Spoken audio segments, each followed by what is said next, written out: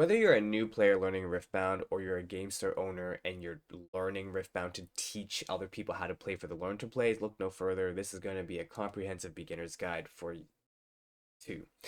Now, my name is John Pania. I've been to a ton of local game stores. I've been to the learn to plays, played the learn to plays, watched the learn to plays, taught the learn to plays. I'm going to tell you that the rules are a little bit confusing and most people don't understand the rules effectively. So in this video, I'm going to go over 95% comprehensively, but not too long. We have a Discord community where we talk about all things Riftbound related, so make sure you join that. Links to this down below, but we're going to jump right into it. So what is Riftbound? Riftbound is a trading card game, and the goal of the game is to get to 8 points, noted by this tracker right here. Each player gains points by conquering battlefields or holding battlefields. We'll explain how you get points for conquering and holding battlefields in a little bit. What happens is at the beginning of the game, both players will either randomly pick a battlefield to reveal one each if they are playing a best of one. However, if they're playing a best of three match, then each player will get to choose their battlefield they choose. After the first battlefield is used in a best of three and we go to round two, the next battlefield will be revealed. And if there is a third match, the last battlefield will. Now, each player having placed a battlefield also have a rune island over here. Runes are going to be your main resource that you are going to be using to pay for the cost of cards. Each player will have a rune deck of 12 cards.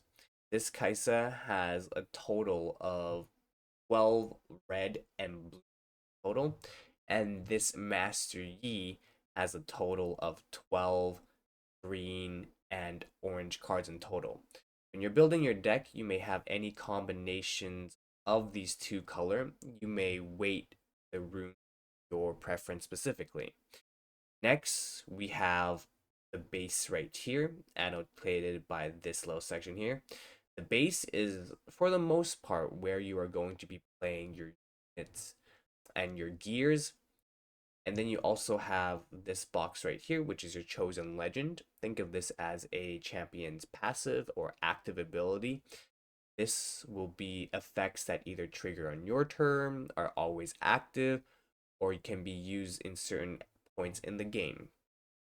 Over here is going to be your chosen legend. Your chosen legend has to be the same as your chosen legend. So if you're playing your chosen legend as Kaisa, you're going to have to be playing a chosen champion of Kaisa. The chosen champion here is a card that you can play whenever you are able to pay for the cost of this card. Last but not least, you have a deck consisting of 39 cards plus your chosen champion. So that means in total you should have 40 cards. But in this scenario, you're going to have your chosen champion pulled out. So it's one card, and have 39 cards available. You can have up to 3 copies of a chosen champion to your deck, and the deck can have a maximum of 3 copies of each card. So this means in this case, there's 1 Kaisa here and 2 in the deck.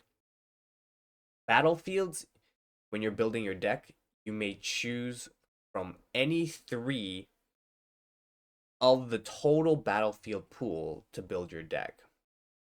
Now, how do you score points and how do you win the game?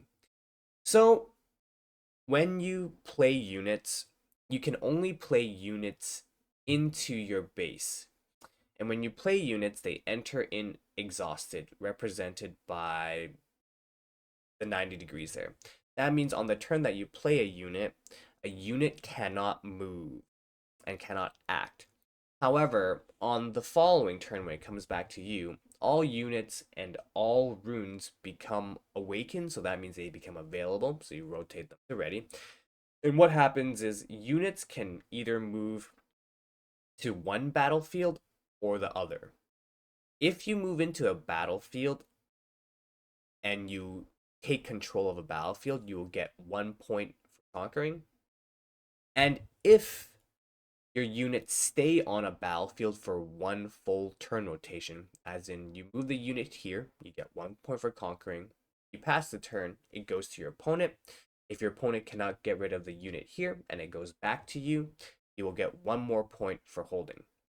Last but not least, a unit can move from one battlefield back to base by using a movement which will exhaust it, and then they can bring it to a different battle base by waiting one full turn for it to become awakened, and then it can move to another battlefield. Certain cards allow for units to go from battlefield to battlefield, unnoted by the ganking text. However, for the most part, units cannot move from battlefield to battlefield, but you can move from base to battlefield and battlefield to base.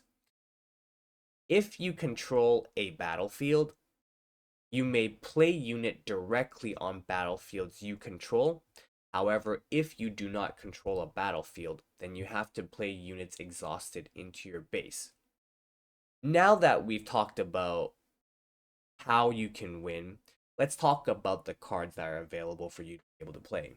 So this here is a Master Yi deck list. It has 40 cards in here, and as you can see, there is a single Master Yi here. Because Master Yi is our chosen legend, we're only able to play green cards and orange cards in our deck. There's also, so you can see this is 40 cards, the Master Yi will be pulled out. That means the Master Yi will be in the champion zone, and then we have a 39 deck card. There's also a sideboard of 8 cards. These 8 cards are cards that you may swap in and out from your deck in between rounds. This allows you to be able to strategize against an opponent's deck to be able to best perform against that. We're going to talk about 5 of the different types of cards that are part of the game. You're going to have your charms, which is a spell, basically noted by the spell icon. Then you are going to have an action spell. Then you're going to have a reaction spell. You're also going to have unit. And then you're also going to have gear. So the cards that you can play only during your turn is you can only play spell cards that are not action or reaction. This is a card that you can only play on your turn. Units can only be played on your turn. And gears can only be played on your turn. Now, units are going to be the main source of cards that are going to help you fight for control of battlefields. Spells are one-time card that has an effect, and after that effect resolves, that card goes to the trash, but you get the effect. And gears are like spells. So what happens is this is kind of like a passive or an ability that remains on the board until said otherwise. Cards that can be played on your opponent's turn are going to be cards like Confront, which is an action spell, and cards like Defy, which is a reaction spell.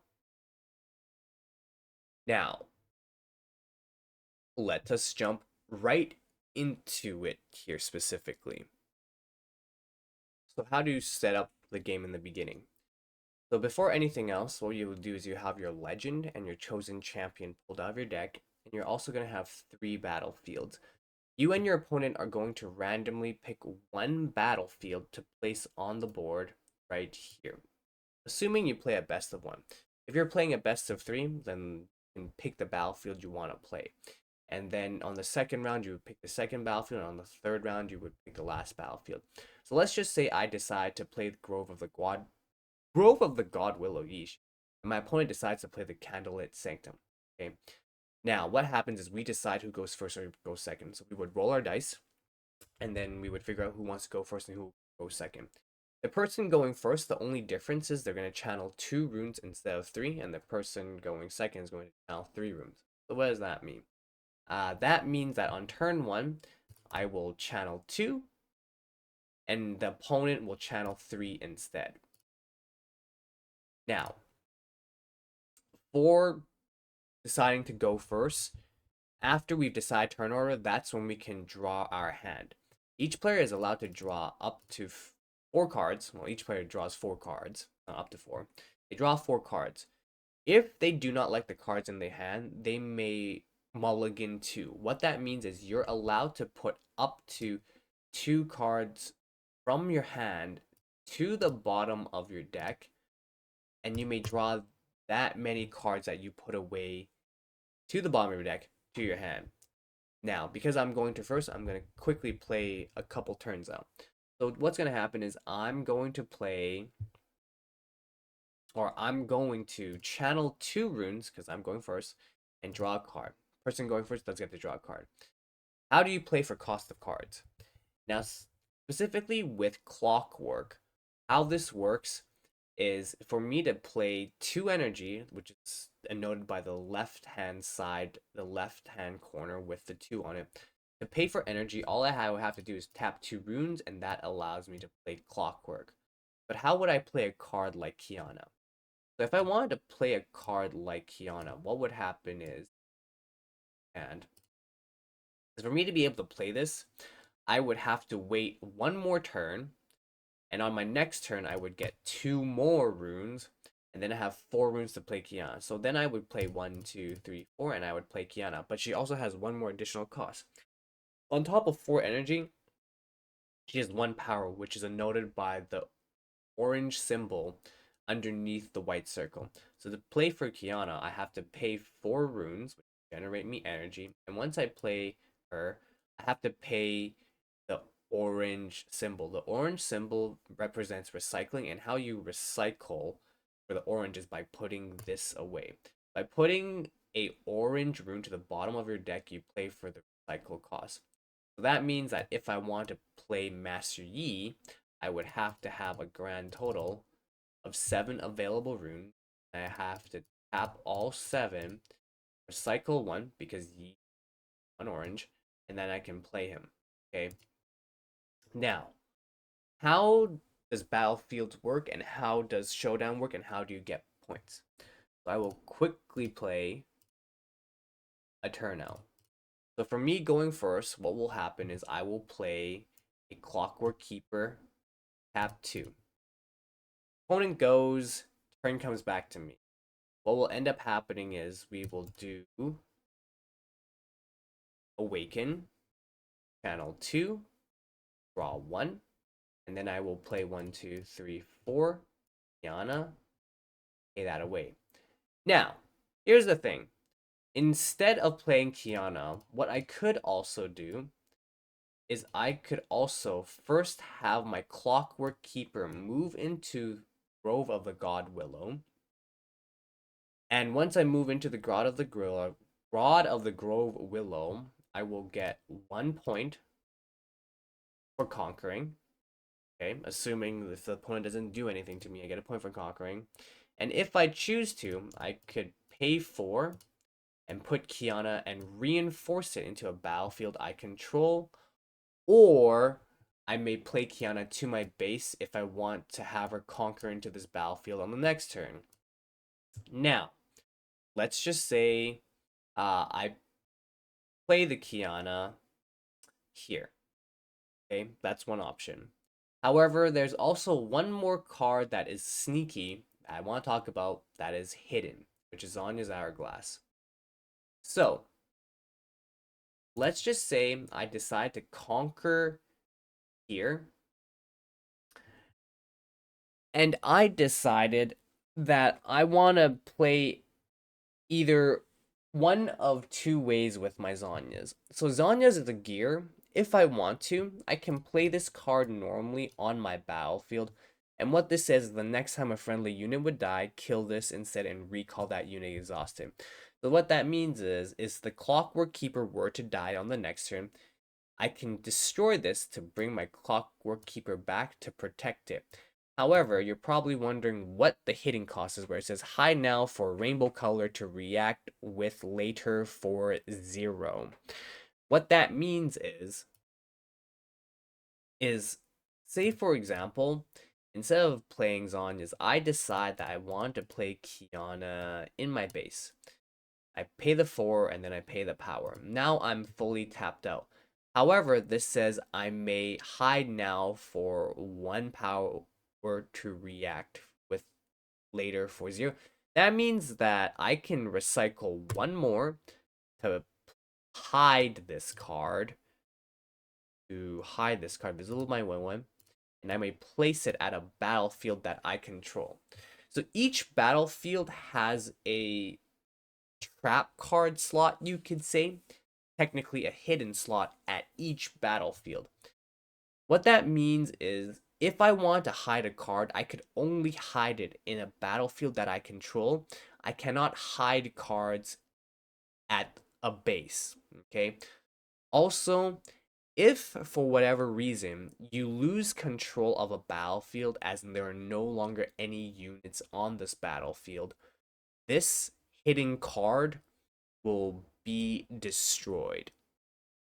So more often than not, you're going to want to trigger this card's ability before all your units are removed from this battlefield. Now, that's how you gain points. How does conquering and holding work and turn order? So we talk specifically about channeling runes and also drawing, but what is the exact turn order? There is a cheeky analogy that's fairly easy to remember, which is represented by ABCD, which stands for awakening, beginning, channel, and draw. So every turn has the same turn order where these four phases activate no matter what before you can start to play cards. So the first is A, which stands for awakening. That means at the beginning of your turn, all exhausted units will awaken, so everything becomes ready. And then you will do B, which is beginning. You will do any beginning of a turn effects. Beginning of a turn effects will usually be either battlefields such as Grove of the God Willow and holding. When this says when you hold here, draw a card, holding means that if you still control this battlefield at the beginning of your turn, you will get a point for holding. So you get a point for holding, but you also trigger all beginning of turn effects. So you will also get, when you hold here, you will get to draw one because I control Grove of the God Willow. It came back to me. I'm going to draw one for that. Next, I'm going to channel my runes. So I'm going to channel 2, C for channel, and then D for draw. Okay? So if we do that one more time, let's just say instead of my clockwork being here, let's just say my clockwork was here instead with my Zanyas. And let's just say everything was exhausted. I pass my turn over to my opponent. My opponent passes the turn back to me. We'll go A, B, C, D again. Everything awakens. Then we will do B for beginning of turn effects. So we will do beginning of a turn effects. So holding is a beginning of a turn effect. So we will get a point for holding. But because this location doesn't have anything that says at the beginning of your turn or for holding, I will not do anything because there's no triggers that happen. Had I been on this battlefield though, I would have gone an extra draw for holding. Then we will do C for channel and then D for draw. And that's how a turn order will work. But let's take a look specifically into some gameplay to give you some real life example. So at the beginning of the game, the Kaisa is going to channel 2 runes. They've already done their mulligan, and the Kaisa is going to exhaust the 2 runes to play a Pouty Poro. A Pouty Poro is a unit that has 2 might and costs 2 to play. The Master Yi is also going to channel 3 for their first turn, play a Rookie Fighter. They're going to play it, and it's also going to be a 2. So currently right now on this board state, you will see that the Kaisa player for going second channeled their 2 runes, they readied their Poro, and now they're deciding to move into a battlefield. When they move into a battlefield, a showdown occurs. What does that mean? When a showdown occurs, you, as the person attacking, have the ability to play either an action card or reaction card. What that means is this. So if I was the master, or if I was the Kaisa player, I'm just going to quickly pull a card in my hand, and I could play.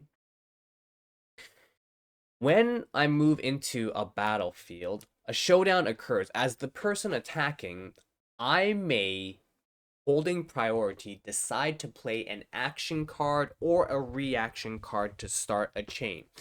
Now, action cards can only ever be used to start a chain, and it can only be used during showdown or during your turn. If I play an action card on my priority, an opponent can only play a reaction card to respond to my action. However, once the chain resolves, focus passes, and what that means is my opponent now has the ability to play their own action card and start a chain, and I cannot use an action card to react to it. And if I wanted to react to my opponent's action card, I can only use a reaction card. So attacker always has the ability to start a chain. Not only that though, the opponent, or as the person attacking, you may chain on yourself. So I could play a primal strength and react to myself with a discipline, and I may keep chaining on myself. However, my opponent will always have a chance to be able to react to a card like Discipline or Primal Strength, because as the chain resolves, the opponent has the ability to put a reaction card either in between the Primal Strength or after the Discipline. So that means that you can never fully block out an opponent from interacting with the card. An opponent will always have the ability to interact with the card, but you may force a chain and constantly play as many cards as possible as you would like, assuming you have the resources available. So, going back to this game, the Kaiser player decides to move into here for a conquer point. They decide not to play a card. They play, I forgot what that card does, but that card is basically allows you to draw a card from your hand. So they exhaust 3, and instead of placing it in the base, they decide to play, or instead of placing it in the battlefield to reinforce, they place it in their base because most likely they're going to use that unit to fight for the next battlefield. Now, what happens now is the Master Yi drew his card, channeled 2 runes. He's now at 5 runes. And instead of playing a card, he decides to move into this location here, triggering a showdown. He decides he doesn't want to play a card with his focus, and he passes focus over to the Kaisa. The Kaisa takes a look at his hand, and he decides that he's not going to play any card, which he represents by the pass, and therefore he gets the conquer point, moves up. Now, turn order. You may play your turn however you would like. As long as you have the resources available, you can either conquer first as in move a unit to a battlefield, or you could play a card first. Whatever you decide to do, you can play it the order you want. Going to combat does not end your turn, so there isn't main phase 1, main phase 2, or standby phases technically.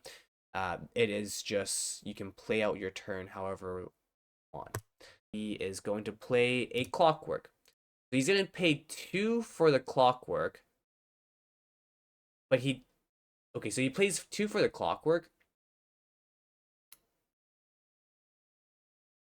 And what happens is he does nothing after that, and then he passes the turn over back to the Kaisa player. The Kaisa player is going to channel 2 and is going to draw, but you will need to look at this from the specific turn order. So, what happens is right here, from 2 to 1. Because the Master Yi passed the turn over, what happens is everything awakens on this person's turn. And the second thing is going to be B, or B, beginning.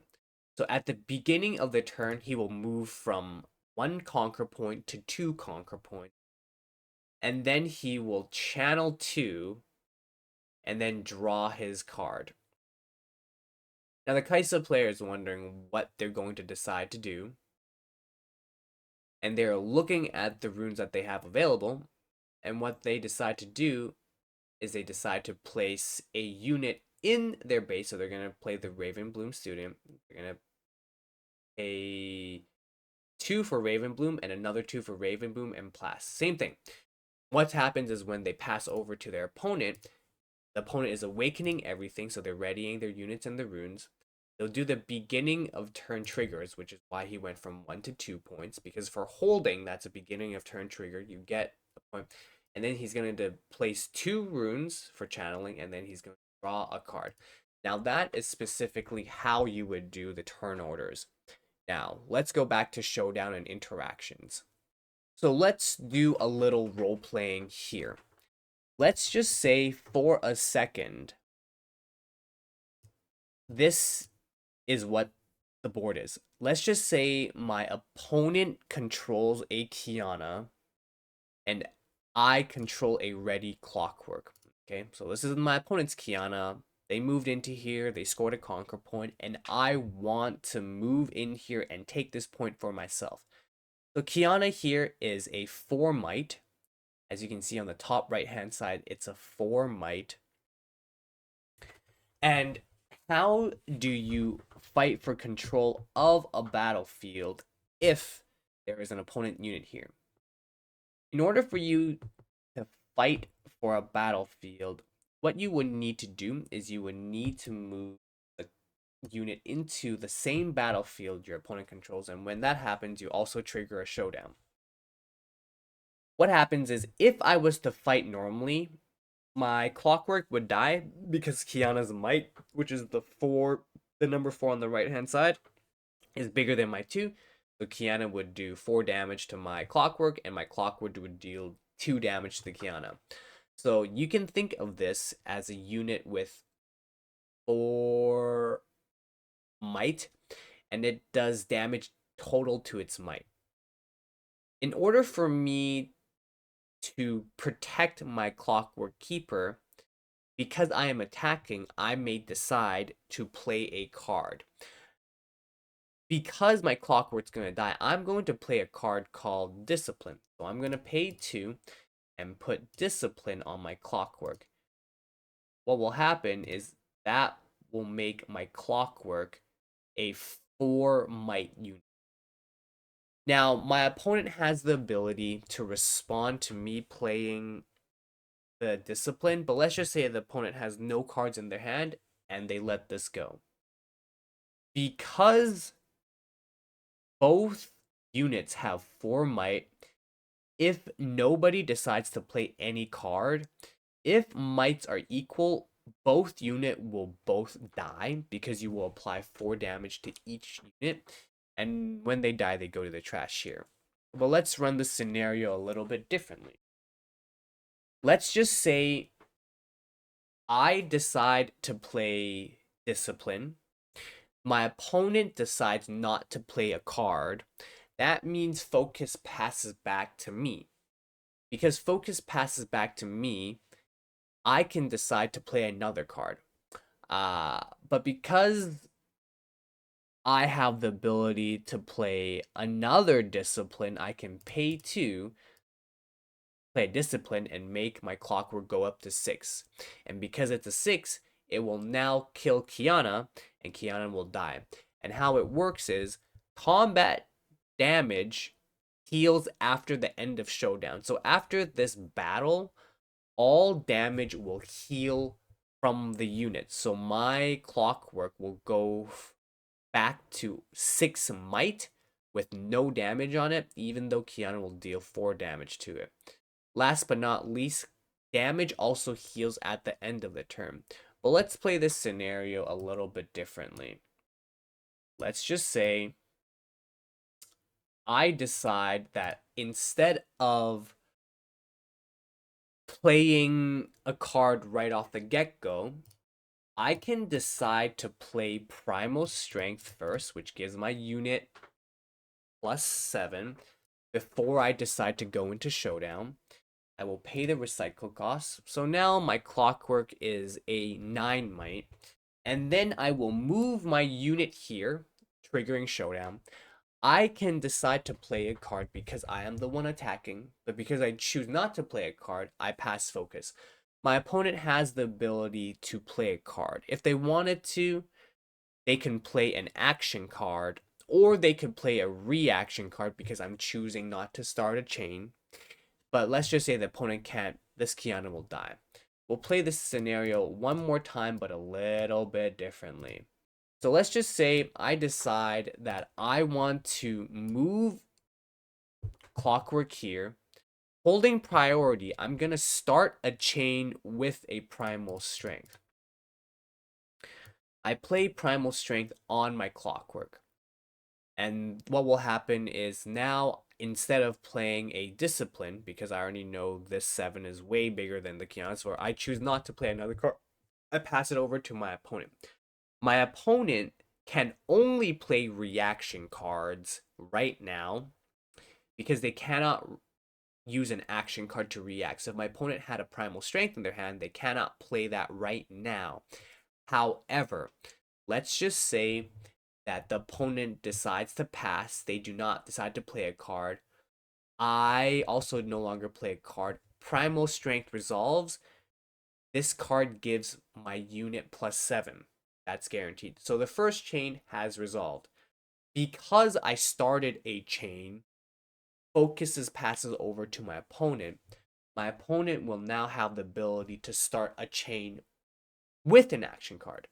So that means if the Kiana player wanted to, they could play a Primal Strength to start a chain and give this unit a +7. In the opponent playing a Primal Strength, this card would go to 11. What would happen is if I decide not to react to it, the opponent would then pass focus back to me, and I could start another chain with, say, a card like Confront or Discipline. And this interaction keeps going back and forth until both players can no longer start a chain. And once each player can no longer start a chain, combat will occur, and then you will do the application of damage to both units. So let's just keep it simple. Let's just say that I played my Primal Strength. The Kian doesn't play any cards to buff it up. It is a 9 going into a 4. Because I overpower it, I kill this. This will put 4 damage on my clock, so it is a 9 might unit with 4 damage, and the Kiana dies. Okay, and that's how the interaction would work. And during the end of turn, any damage would be healed from the Clockwork, but since this only gives +7 this turn, this would be discarded, and then the Clockwork would go back to 2 might at the end of my turn. Last scenario, what happens if you're attacking and defending with multiple units? So let's use it as an example. Right now, there is a Kiana and an enemy Yi defending this location. They have 4 might plus a 6 might, and I have a 2 might clock, and I have a 2 might rookie. If I move my clock in here, this clock would die for free. But what happens if I move both the pit rookie and the clockwork? How do you do damage, and how does combat work? If nobody plays any card, we would go right to combat and we would assign damage.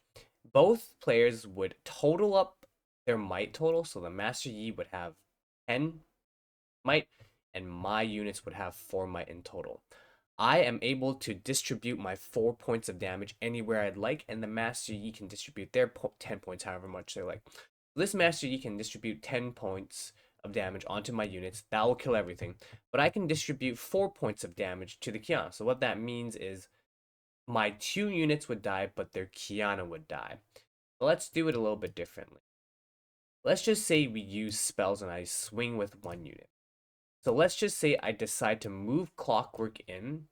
I decide to pay 2 runes to play Discipline on my Clockwork.